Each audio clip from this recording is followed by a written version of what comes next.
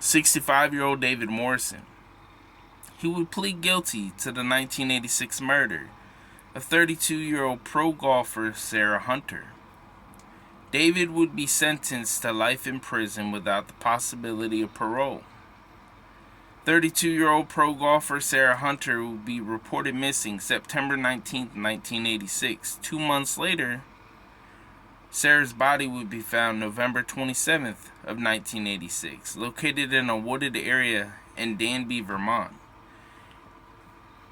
David Morrison worked at a local gas station near the country club Sarah worked at. The day Sarah vanished, she went into the gas station to get some cigarettes. David Morrison would see her. He would abduct Sarah, and then he would gag her and tie her up. After he got off of work, he put her in the trunk of his car and drove off with her. David would eventually go to a place in Danby, Vermont, stab her to death, and leave her to where she would be found 2 months later on November 27th of 1986. Investigators did suspect David Morrison for Sarah Hunter's murder.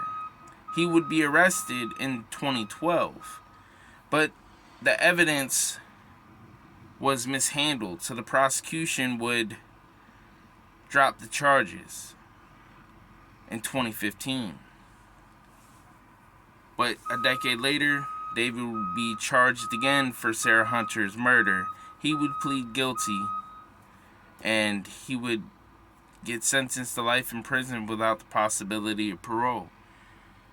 He has other charges pending in California and Massachusetts that he won't be able to go serve his time there yet, because according to the state, he has to serve his sentence out in Vermont before he can be tried, before he can go serve his sentence for those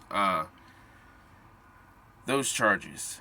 But life in prison without the possibility of parole, and plus he's 65 years old, that'll never happen.